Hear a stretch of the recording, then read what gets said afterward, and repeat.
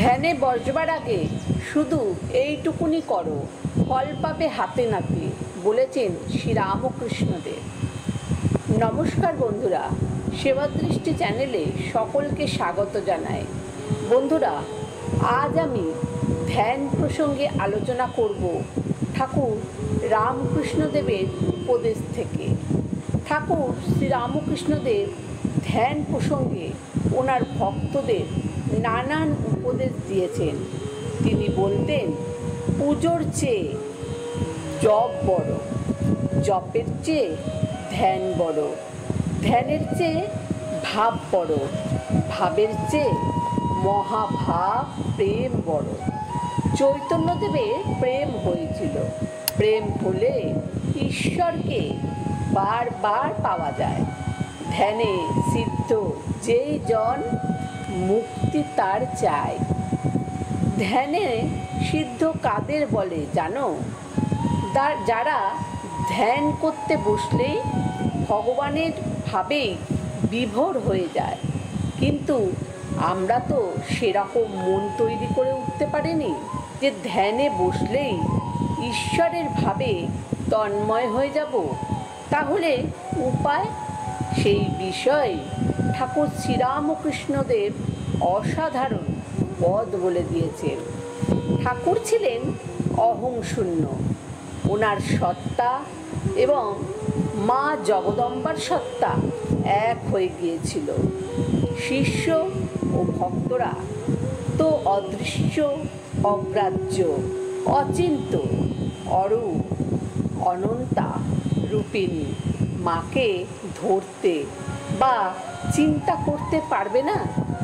তাই শরীর জপধারী অবতার শ্রীরামকৃষ্ণদেব তার শিষ্যদের বলতেন, দেখ, ধ্যান করতে বসার আগে অন্তত একবার আপনাকে দেখিয়ে একে ভেবে নিবি। কেন বলছি? এখনকার উপর তোদের বিশ্বাস নেই কি না?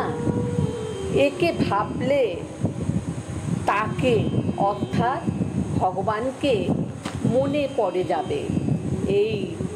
এই যে গো, যেমন গরুর পাল দেখলেই রাখালকে মনে পড়ে যাবে, ছেলেকে দেখলেই তার বাপের কথা মনে পড়ে যায়, উকিলকে দেখলেই কাচারির কথা মনে পড়ে যায়। সেই রকম, বুঝলে কি না?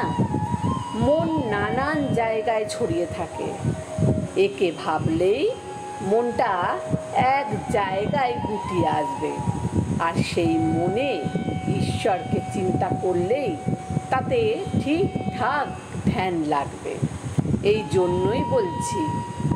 আবার বলতেন, যাকে ভালো লাগে, যে ভাব ভালো লাগে, একজনকে বা একটাকে পাকা করে ধর, তবে তো আট হবে। সে যে ভাবের বিষয়, ভাব ব্যতীত অভাবে কি ধরতে পারে?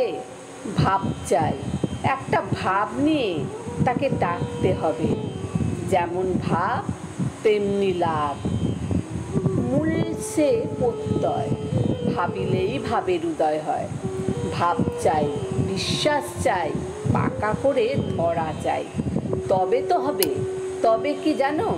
তার সঙ্গে অর্থাৎ ঈশ্বরের সঙ্গে একটু সম্বন্ধ পাকানো, এরই লাভ। এটি সর্বক্ষণ মনে রাখা, যেমন তার দাস আমি, আর তার সন্তান আমি, তার অংশ আমি। এই হচ্ছে পাকার আমি, বিদ্যার আমি। শুনতে বসলে সব সময় স্মরণ রাখা যায়। একটি কথা মনে রাখা উচিত, ঠাকুর শুধু ধ্যানের কথাই বলছেন না। ধ্যানের আগে যেটা দরকার সেটা হলো ঈশ্বরকে সব সময় স্মরণ করে মনে রাখা। তার দাস আমি, তার সন্তান আমি, তার অংশ আমি। শুধু বলছেন না ঠাকুর, তিনি নিজের জীবন এক করে দেখিয়েও দিয়েছিলেন।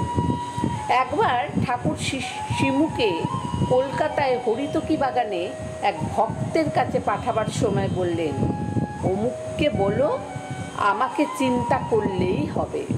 শিমু পরে বললেন, ঠাকুর, ওই উপদেশটি পরোক্ষভাবে তাকেই দিয়েছিলেন। অর্থাৎ পূর্ণ চিন্তা করো। ঠাকুর এটি আমাদের মতোই সাধারণ জীবের জন্যও বলেছেন। ধ্যানে বসার আগে আমরাও যদি ঠাকুরের একটি ছবি বা ফটো রেখে তাকে চিন্তা করে নিতে পারি, তাহলে মনটা একটা জায়গায় গুটিয়ে আসবে। আর সেই মনে ঈশ্বরকে চিন্তা করলেই তাতে ঠিক ঠিক ধ্যান লাগবে। শিমুকে এইরূপ বলার পর ঠাকুর মাকে বললেন, আচ্ছা মা, আমি যে ওকে বলে পাঠালাম আমার ধ্যান করলেই হবে, আমি কি অন্যায় করলাম মা? আমি তো দেখছি সবই তুমি। তুমি মন, তুমি বুদ্ধি, তুমি চিত্ত, অহংকার, সবই তুমি, আমি নাই, সবই মা। শিমু বললেন, এখনো ঠাকুরের মূর্তি, ধ্যান, তার ভাব, তার ধ্যান করলেই তাকে জীবিত অবস্থায় যেমন দেখেছি সেরকমই চিন্তা করা হয়। ফল একই।